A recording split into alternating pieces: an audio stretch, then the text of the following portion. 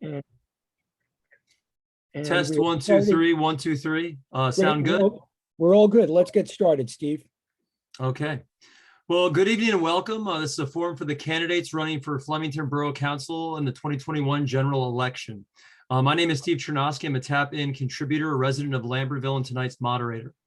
For tonight's forum, all four candidates who filed for seats on Borough Council were invited to participate. Democrats Caitlin Giles McCormick and Elizabeth Rossetti. Republican candidates Al Brewer and Betty Jane Zapp.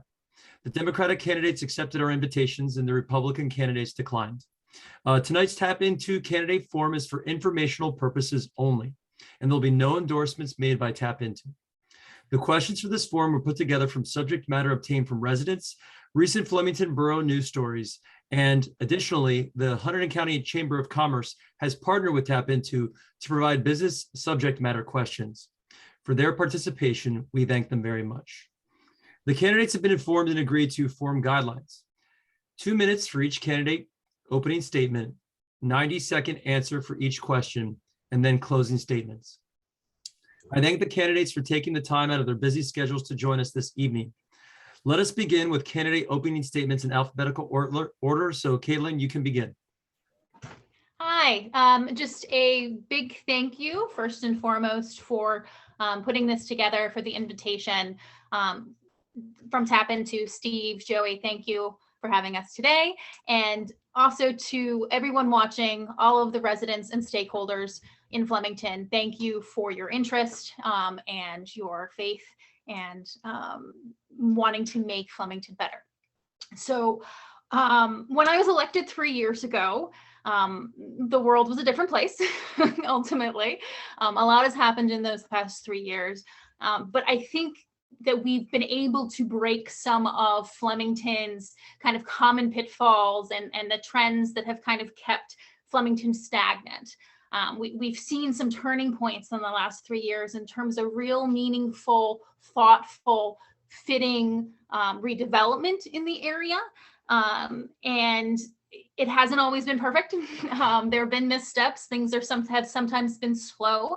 But one of the things about governing and the challenges that we have here is that it is unique in that we have to work with the folks here in Flemington, with our residents, with our business owners. It's not like a business where you can fire someone. Like, the folks that are here are here. And we've got some really, really great folks in Flemington and some great assets that we've begun to engage more and elevate so we can really do more with our government and with our community. We have families that have been here for generations with really deep roots in Flemington. We have a significant Latino population here that's traditionally been underrepresented. We have new families that have come in. We have retirees and senior citizens, and all of these groups and all of these individuals ultimately bring something unique to Flemington and have slightly different needs. I've been honored to be able to serve and connect with these folks over the past 3 years. And I am looking forward tonight where we'll be able to kind of get into the guts and discuss the next 3 years and asking for your vote. So thank you. Thank you, Caitlin. Elizabeth, you're up. Opening statement. Thanks, Steve. Likewise, thank you to Steve and Joey and Tap Into.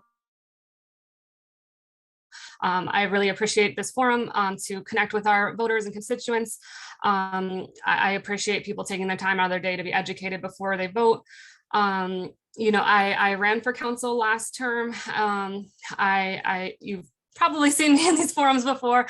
I'm looking forward, to expanding on that. I have lived in Flemington now for over 4 years. We're raising our family here. We feel a deep connection to the town. We want to keep it, a great place to live, a great place to visit.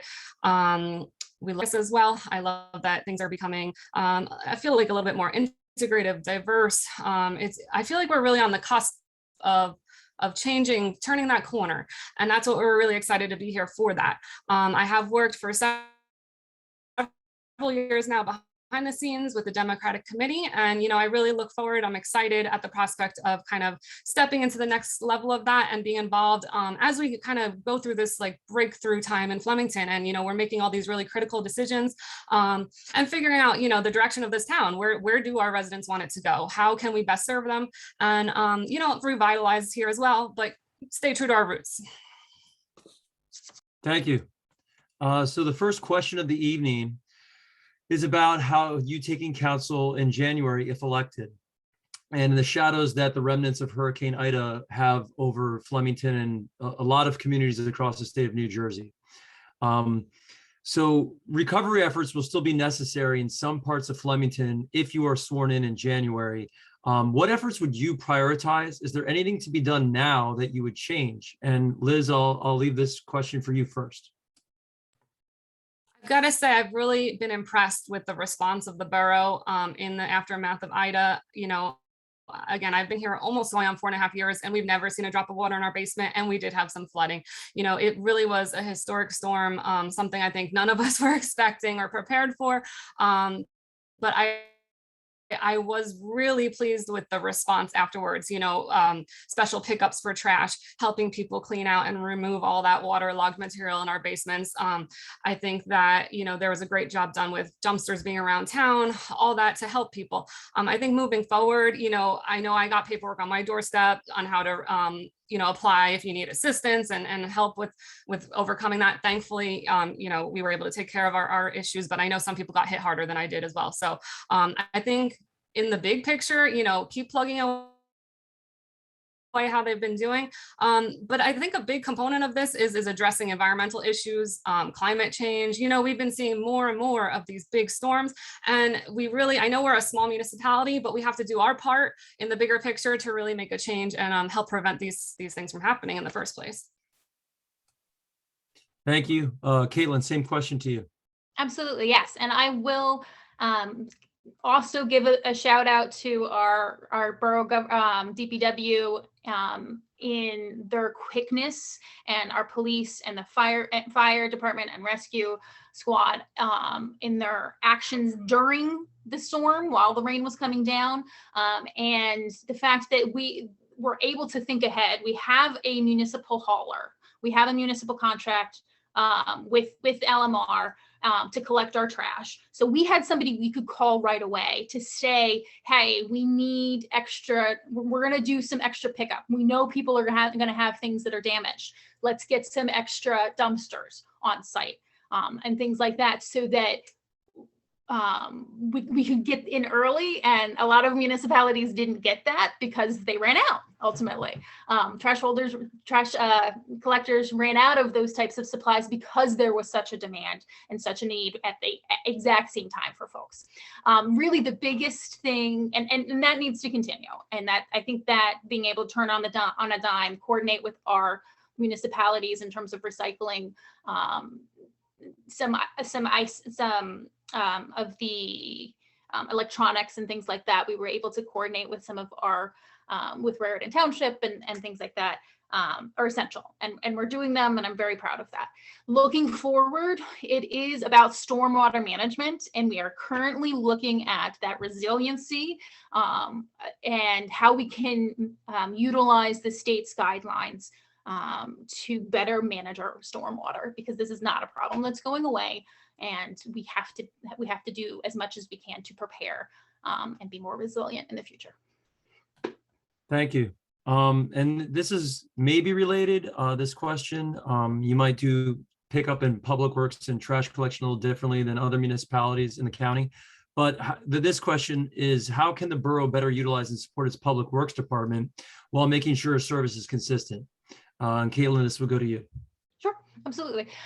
So one of the really unique things about the Department of Public Works is that it's really weather dependent. So when the snow falls, they got to get out there, and we have gotten very high marks. We are very consistently have our roads cleared first, much sooner than folks in the township, and that response rate to real-time events is, I think, is wonderful. It just is. In terms of consistency, we did make changes to the trash collection. And we saw, especially at the end of their contract, that things, trash was supposed to be collected on Thursday. I think for 6-8 weeks, it was on Friday, just because we were, the low priority for them. We weren't renewing with them. And that was really crappy service we were getting from them. And we have been able to maintain and establish a really good working relationship with our new collector, and we have to maintain that, and that can go a long way too as we work through the bumps of making those changes with trash. And ultimately it's about communication, and improving as much communication as we can to let folks know when leaves can get collected, how you can bag them, stuff like that. And just also reminding folks that there are priorities. So the snow needs to get off of the road, and having that relationship with folks and that level of communication. So. Thank you. Elizabeth, Public Works question to you. Yeah, I mostly agree. I think that I've had positive experiences with DPW. Our leaves have gotten picked up. My husband's never complained. He's an essential worker. He leaves before sunrise, and the snow is always out of his way. He's never had an issue getting through the roads. So I do have to compliment them first off. I think, looking forward, you can always improve on everything, of course. So, keeping that line of communication open, both between the workers, seeing, what are their needs? How can they do their job more efficiently? Is there anything we can provide to them, resources? And then the communication with the residents, of course. Yeah, I think a lot of people, myself included, sometimes I slack on knowing exactly when I'm supposed to put my leaves out. So I think that is critical, engagement in the community, and just, getting the word out there when this is happening, and then the bags rip, and it makes their job harder. So I think as citizens, there's a lot we can do on our end too, to kind of build that, efficiency. But otherwise, I think they do a great job in general. Okay, thank you. Transitioning now to business and questions. The New Jersey Cannabis Regulatory Commission just adopted its initial rules, but will miss their own deadline for business licenses. How would you support local entrepreneurs interested in participating in the new cannabis market? What is your vision for integration of these businesses eventually into Flemington's footprint? Liz, your question first on marijuana. Sure. I think this is a really great opportunity for Flemington to kind of get ahead on this and incorporate it in our town. A majority of voters did vote in favor of legalization. I think it's something that we have to take that information and turn that into action. How can we implement that? What kind of businesses? We're at this critical time where we're trying to revamp Main Street. We have the Union Hotel Square project moving forward. Finally, there's a lot of other properties in need of redevelopment, and I think it is a great time actually to try to find where that fits in, how to support industry, and you get reap the benefits of taxes and things like that. Also, people coming to town for that purpose. If we have other great opportunities here for dining, entertainment, it all snowballs together and really keeps us moving in that right direction. Thank you. Caitlin, your question on cannabis. Sure. We've taken some pretty significant steps at the borough level to do this in a smart way. This is a taxable a business that can benefit the town. And that's not, the only point. That's not the only thing that's important in this. We've also made sure that there are restrictions on how many licenses we can put out there. Right now, there's only going to be 2 permitted in the borough, and there are restrictions on consumption on site. They're not permitted to be consumed on site. If they want to be anywhere near a residence, those guidelines are very clear, and we understand that this is a little bit different than most businesses, but that ultimately, as Liz alluded to, over 70% of the borough ultimately voted in favor of legalized recreational marijuana. So finding the right way to serve our constituents and see that vision through in a way that is responsible is essential. And at the state level, they have prioritized small, micro, minority-owned, women-owned businesses in this legislation. It's still obviously, working its way out, and but that is absolutely something we at the borough level will also be prioritizing as well. So yes. Thank you. Staying on the topic of business, we'll talk about the Courthouse Square Union Hotel redevelopment project. Does this project signal a change to Main Street that comes with sensitivity and drawbacks? What are your concerns as this moves forward? Are the current settlement plans for the development something that you see as a win-win all around? Caitlin, you first on this Union Hill Courthouse Square. Absolutely. So this is absolutely a win-win in the parameters of what we had to work with the reality of what we came into. So 3 years ago, I came into council. We were in the middle of litigation. Documents had been signed with this developer. A bumpy is probably a kind way of saying it. Rollout had been made for the original plans. And things were not good. They were very contentious throughout town. And we had a lot of work ahead of us, and it was not easy in coordinating and negotiating with the redeveloper and with the those folks suing the borough and him as well. So we have finally gotten to the point where we have settlement. We have an adjusted project. I had major concerns about the overall height of the project, which was, adding another 40 or so feet to the highest building on Main Street. Now it is more like 5 or 6 feet higher than the current buildings that are there. That's a much better fit. We have the preservation of 78 Main Street, the potting shed building, and of course the Union Hotel as well. So those key factors are huge. I mean, it's a huge win. So yes, this is going to significantly change Main Street, but in places where it really needs it.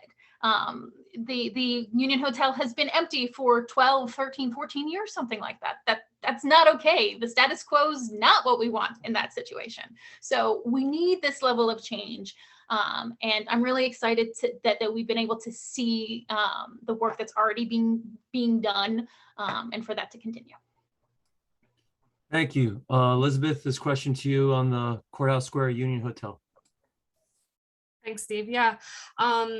It's funny because I've always been a politically aware and involved person, but moving to Flemington right in the middle of all that litigation that Caitlin was talking about really drew me into the local politics of it all. I really came in at this really tumultuous time, and, we had just purchased our home, and then hearing that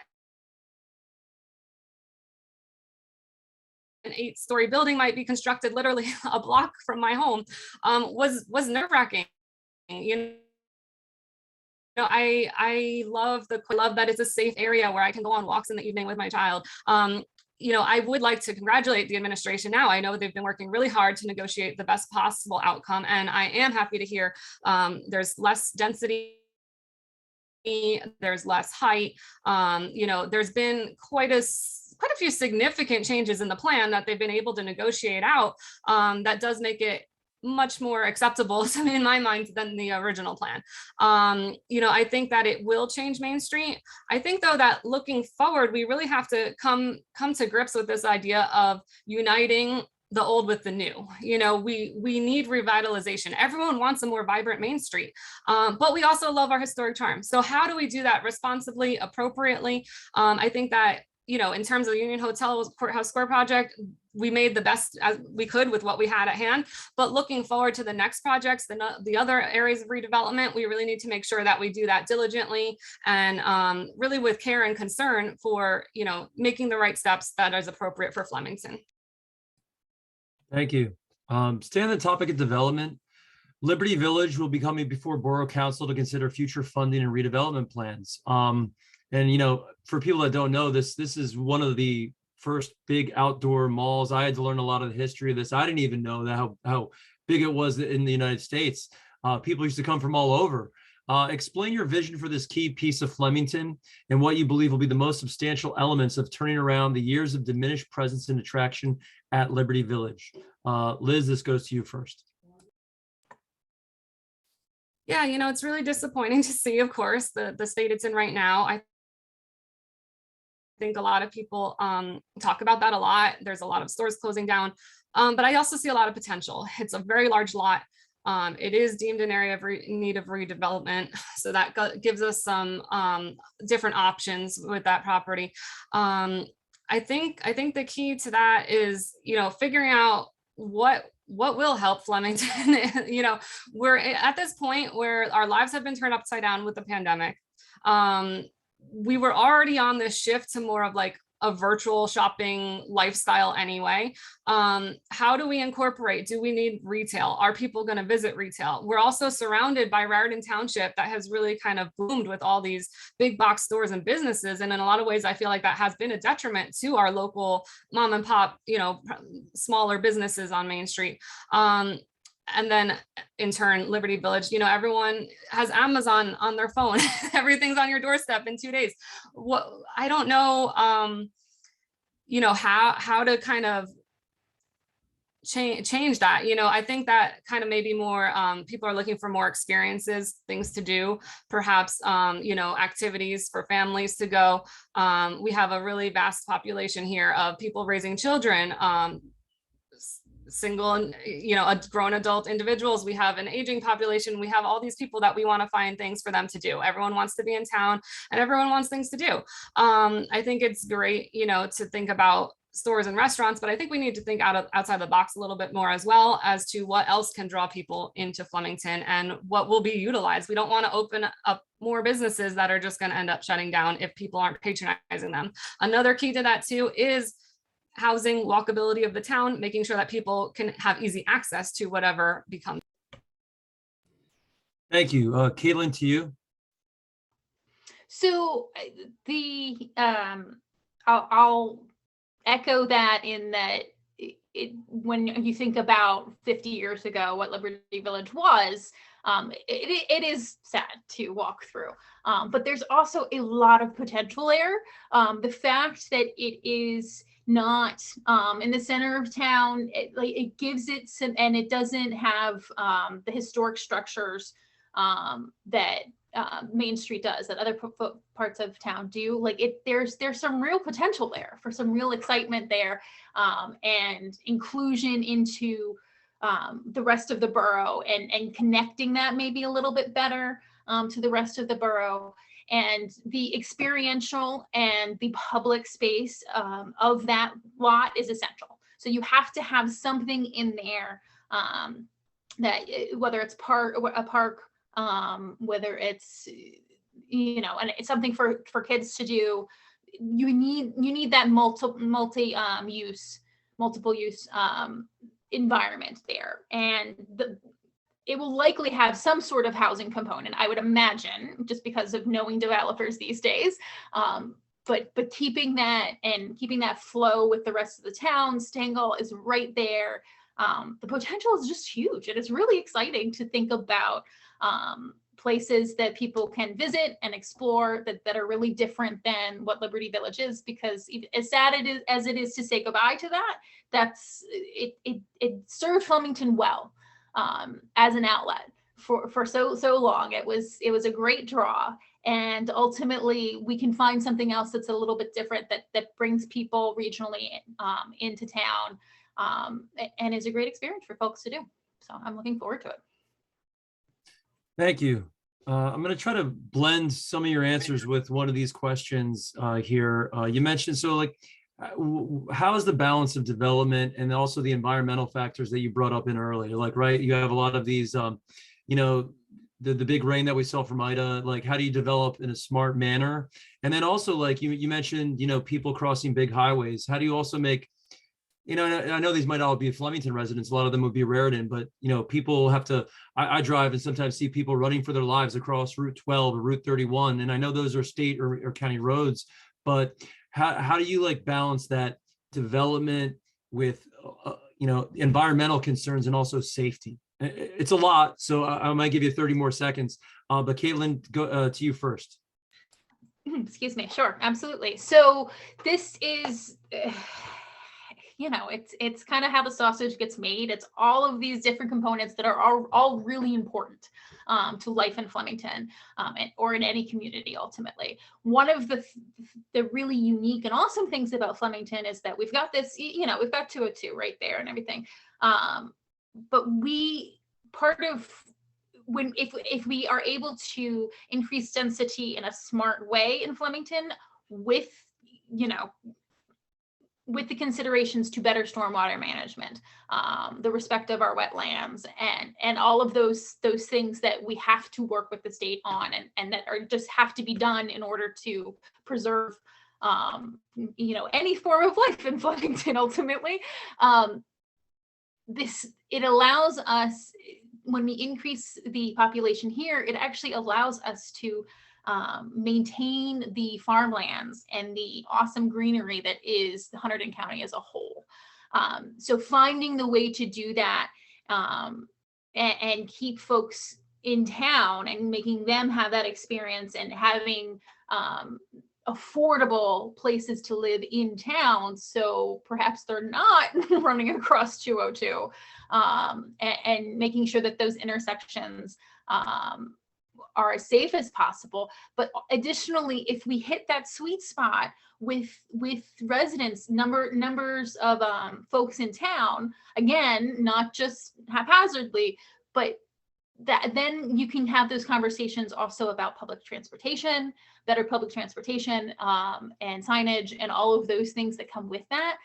Get the DOT's attention on some of these items and really have them pay more attention, because right now they're just like, no, we're not going to bring the train back. We're not going to, you know, the bus service, you got the link, that's good enough. So having that leverage is going to be huge. And it's something we have to deal with. So. Thank you. Liz, so balance on development and environment, with also safety. Yeah, you know, it really is this big intricate puzzle, right? And this is where, you know, making smart decisions, well-informed decisions comes into play. You don't want to just act impulsively. You really want to make sure that, you know, we look at how everything impacts each other, and really move forward in a really direct and you know, informed way. You know, I think that having residents in town, as much as, you know, I don't want to live in a city, we don't want Flemington to turn into something it's not, but we do need to have enough resident base to support our businesses so that they can thrive. When you also have those residents in town, it does increase walkability. Of course, we don't want people running across highways, but the people who do live in the borough, we can walk. We won't use cars as much. There won't be as much air pollution. Things like that play into the environmental aspect of it. A walkable community helps the environment. You know, in terms of highway safety, road safety, I think we certainly have to, you know, get better at enforcing maybe speed limits. I don't know if speed bumps are something we would look into. Maybe borough roads per se, but it's a conversation we could potentially have looking forward. But I guess here to, you know, have those conversations. Do we have enough residents? Would it be feasible to have public transportation? You know, we do have a considerable number of people in town that don't drive and do walk, and we do need to come up with ways. And this is actually a great way to come up with business opportunities. What do those people need in town? What can they get here in town where they don't have to run across a highway into Raritan Township to get it? You know, all those big stores, as much as, you know, some people think of them as easily accessible, if you don't have a vehicle, you can't get to those stores. So how can we provide that in town for what the people need? It's all about supply and demand, you know, and of course, keeping the environment. In terms of new development, I would just like to add that, you know, green buildings, alternative energy is all things that maybe we could negotiate into future development plans. Thank you. And this gets into the question of the linkage that you've already brought up with your neighbor Raritan Township. I interviewed them on Monday, candidates there, and you know, we described it as the donut and the hole of the donut, and Flemington is the hole of the donut. So you guys are very linked, and I believe they have an pretty majority Republican committee there, and the county, Hunterdon County, is pretty Republican, while Trent remains pretty Democrat. What is that link of bipartisanship? You as two Democrats, if you're elected in January, what is reaching across the aisle in any of those, you know, county, township, maybe not Trenton, but, you know, what does it look to, you know, go towards those different agencies to try to get what is best for Flemington? Liz, I'll send this to you first. Yeah, you know, I think we really need to just be objective and think about things on different levels. We don't all have to agree on national laws and policies to all want a good community here. You know, I think that in my mind, it should be easy, honestly. I'm a team player. I can communicate well, negotiate, you know, you really want to be respectful. I don't see any reason why we can't put bigger differences aside for the sake of our local community. Local politics is not the same as who our president is, and you know, those big issues that people kind of butt heads about. We're talking about town. We all want the same thing. We want good schools. We want a safe neighborhood. We want things to do. We want good property values. We want low taxes. I mean, honestly, to me, that shouldn't be an issue. You know, I look forward to working with people on any side politically. We just want to make progress and move us in the right direction where we can all, you know, live in harmony and really just have a great community. Thank you. Caitlin, your question. Sure, absolutely. And would also like to state that no matter how folks are elected to borough council, we still have to serve everyone.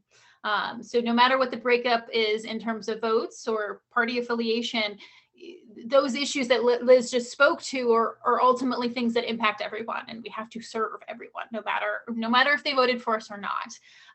So that's key. And then also, and after being serving for the last 3 years, I've worked with folks all over the place in terms of their political beliefs.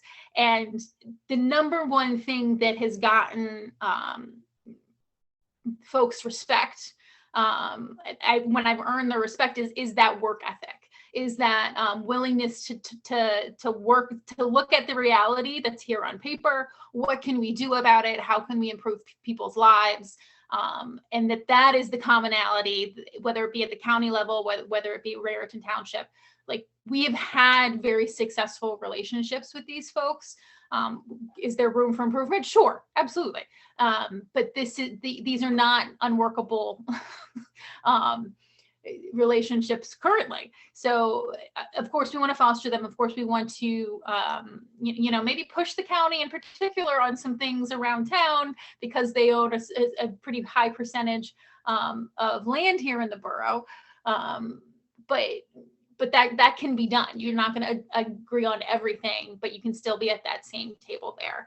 And I do want to just put in a plug for Liz real quick, because having worked with her on the committee, the Democratic committee, having her help me with my campaign 3 years ago, she does it. She does that work. She will be able to work with folks of all stripes. And yeah, I mean, that, like, you just buckle down and you do it. So. Thank you. So this next question has to do with zoning. So I know we talked a lot about development already. You can feel free to add parking or affordable housing into this question as well, because I'm trying to combine a lot here with our time and be respectful of everybody's. If you could change one thing in our existing zoning code, what would that be and why? And Caitlin, this goes to you first. Sure. We've done some of this already. So we've recently gotten rid of parking minimums for restaurants and retail folks in towns, because we know we want to promote that walkability. And it doesn't apply to everyone, but ultimately that, I think, was a major step in the right direction, so that people aren't, businesses, especially experiential businesses, are not stuck having to apply for variances and ask for relief in terms of their parking requirements. So that was a recent change. I'm really proud of that. Those types of things need to continue in terms of allowing for flexibility in terms of what we want to see in the end. We have a very unique, because we're not a city, as Liz said, we're not going to be a city, but we are more of an urban center.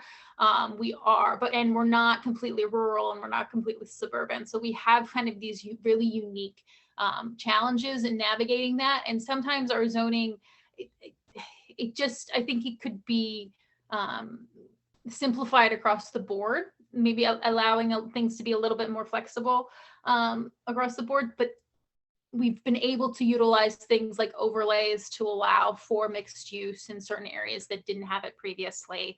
And using those tools going forward we need to continue that and try to maybe take that big picture approach. And we've gotten some quick studies and continue to be looking at it that way, to make those smart choices, to make it easier to navigate for businesses that we want, we need to have restrictions. They're there for a purpose, but ultimately making them easy to navigate, because the little guy typically has more difficulty if it's impossible to navigate. Whereas, so a big box store can hire a lawyer to navigate this, and it's not a big deal. So it's about serving the folks that are here, promoting our small businesses, and helping them kind of navigate those systems easier.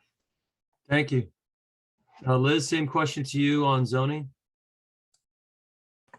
I think it's something to be mindful of as we move forward with these redevelopment projects we're talking about. I think the key is looking at it in the sense of we kind of talked about this a little bit earlier, but connecting our business areas. We're kind of a little disjointed at the moment in terms of residential leading from Main Street into Turntable Junction, into Stengel, Liberty Village. How do we incorporate them all and kind of make it this one cohesive business district? Honestly, we don't want to affect any residents, of course, but making it this more just cohesive area where people can realize what we actually have to offer here. I think a lot of people might come to Main Street and think this is it, or go to Stengel and think that's it. We need to kind of incorporate the two, and zoning would definitely be a way, to make sure that is a goal we could be working towards, making all those areas accessible, and as well, making it easy for people to open those businesses, to have them thrive in those areas that we need a little revitalization in. I know I mentioned affordable housing before. Thank you, Liz, by the way. But I'll pivot back to that. But, on kind of going off what you said, I guess, how do you attract people? Like when someone says you live in Flemington, what's your pitch why it's such a great place to live? And then how do you promote that? And do business in? How do you work with the chamber and other prominent stakeholders? So I guess a couple questions here. How do you yourself promote it? And then how would you foresee working with the chamber and other prominent stakeholders in promoting the town? Sorry, to Liz first. Yeah, I always tell my friends how much I love Flemington. And I have to be honest, I think it's a really great place to raise a family. I think there is a sense of community. People feel a sense of purpose. I think there's been some great new things implemented. They're working on a community garden.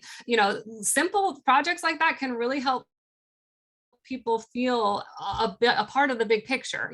We really want to be there for each other. These are hard times. We're going through a lot, the pandemic, redevelopment, of course. And, I think that it's really key that we all do feel connected to that. And that's one thing that I always tell people. I do feel a sense of community here. I think it can be improved. I think that there's a lot of things that as neighbors we don't need to be disagreeing on. we you know, again, putting aside those bigger issues and just thinking about what's best for here. You know, our kids play together successfully. Us adults should be able to get along too. And I think that's really a key to really making Flemington continue in the right direction. But beyond that, you know, we do have a great school system. We do have a nice park. I would like to expand on our green spaces. I think that is important. Looking forward in Liberty Village as well. I think we can add in some more recreational opportunities in the borough. I think that telling people about the historic homes, they're decorated lovely around the holidays. You know, there's so many nice things here. We have parades and festivities, which of course we're kind of veered away from at this moment, but going forward, I think, you know, things will bounce back, and it is a great place to live. And I think it's only going to improve. So. Absolutely. So Caitlin, to you, how do you promote Flemington and how do you work with stakeholders, the chamber, et cetera? So the charm of Flemington, you know, you take somebody around, you point out some things, you bring them on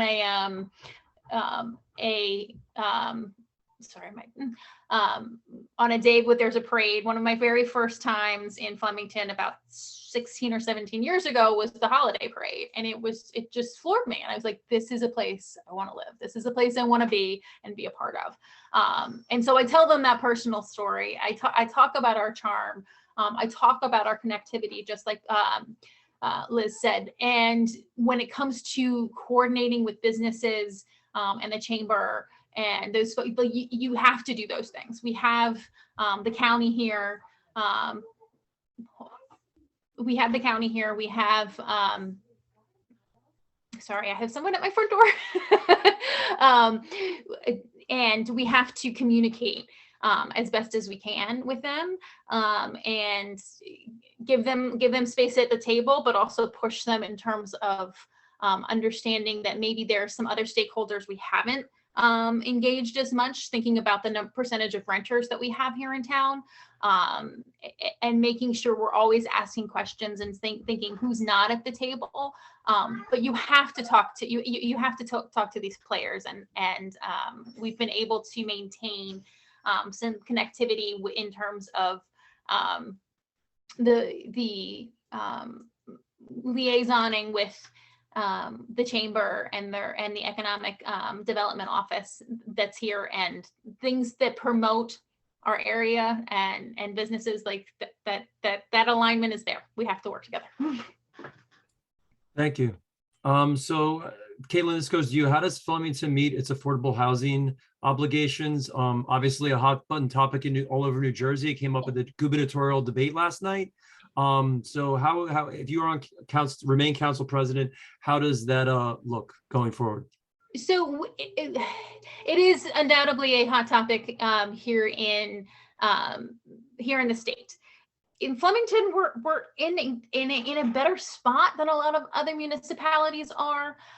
We're not making up for any previous backlog or not having done affordable housing. So that's a place where we're actually okay. We have to continue to have any new redevelopment, any multifamily space include 15% affordable housing allotments.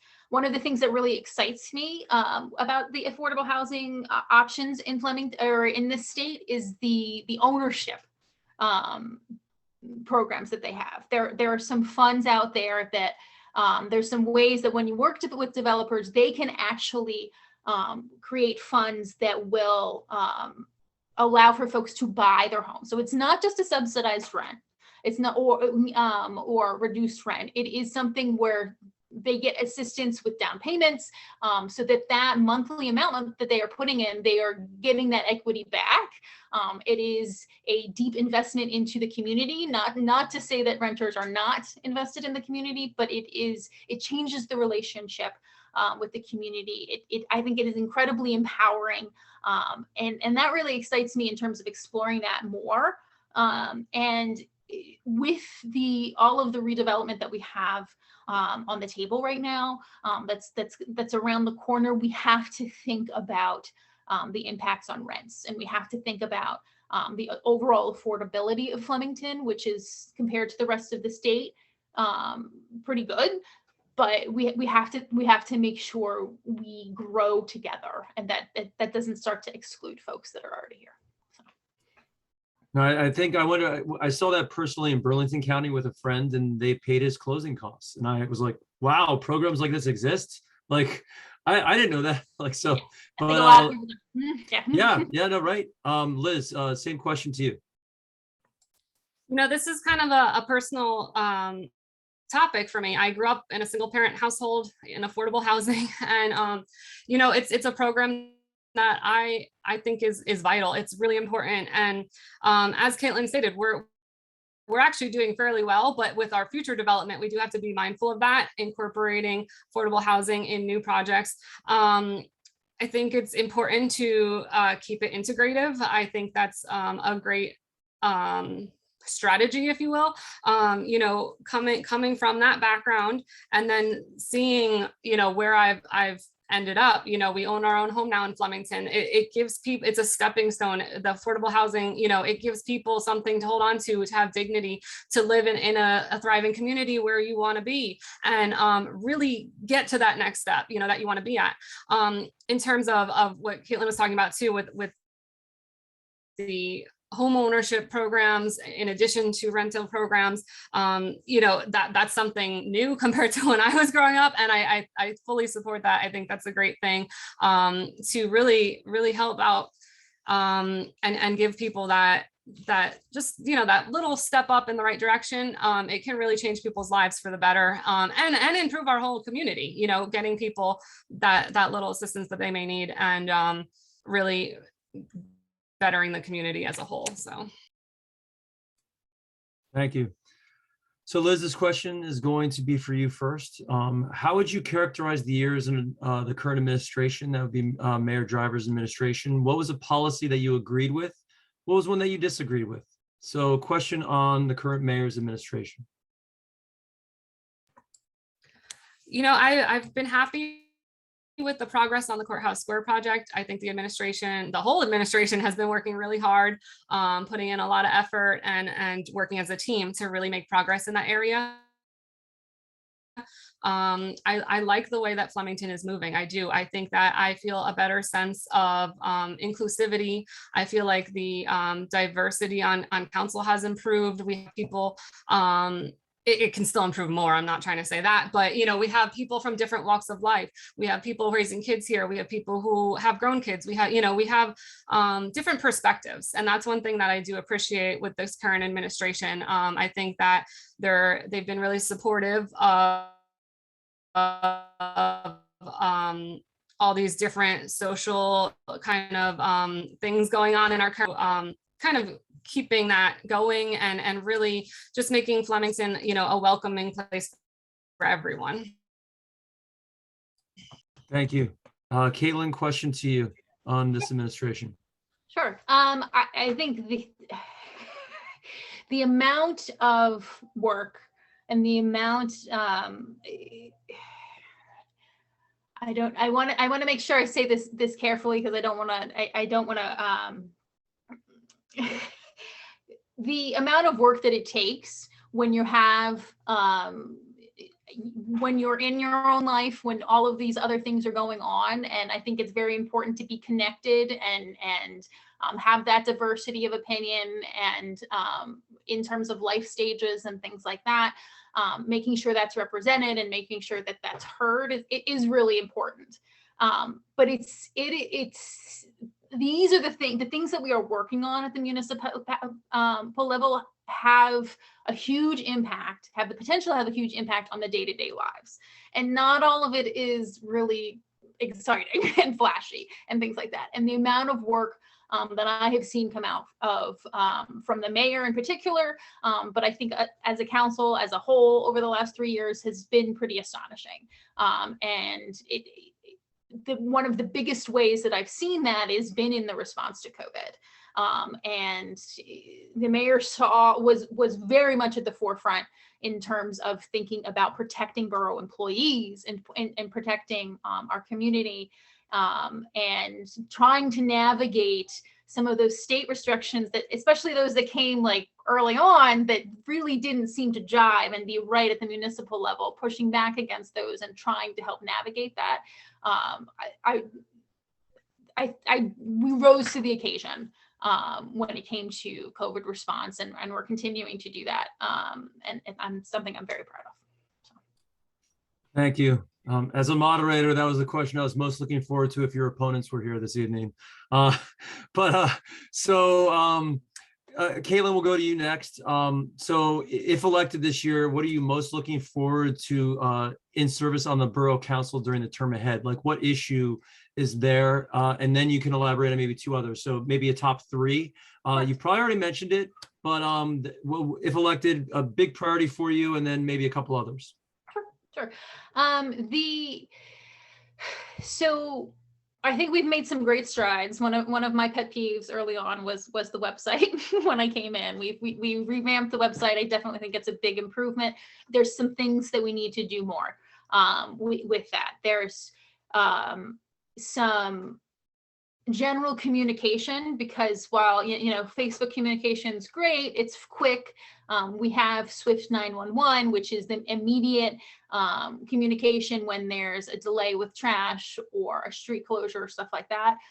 But we still have work to be done in terms of making that equitable and accessible, and getting people more engaged. I think we've made some great steps towards it, but one of the things that kind of got sidelined for me because of COVID was the idea of a volunteer fair, getting people to really understand the different commissions and boards that make up municipal government. And so many of them are volunteer based, getting folks in that pipeline, getting them excited about the changes that they could have, not being an elected official, but being just a general volunteer.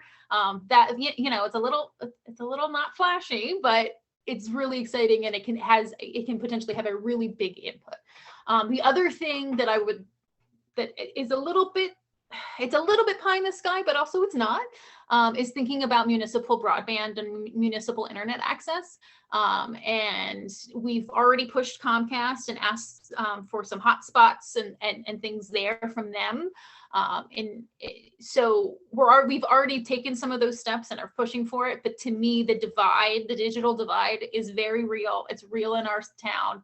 And especially with COVID and virtual schooling and stuff like that, we've got to address it better than we have. And I'm excited to do that. Thank you. Liz, to you, what issue are you looking forward most? And then you can name a couple others if you have time.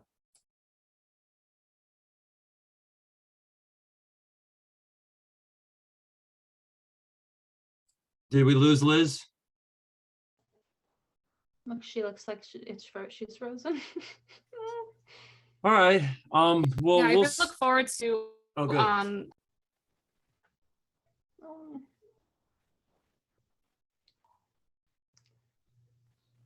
right, Liz, hold on.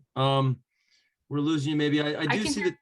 Oh, you can hear me. Yeah, we cannot hear you except every now and then. I don't know if you hear me.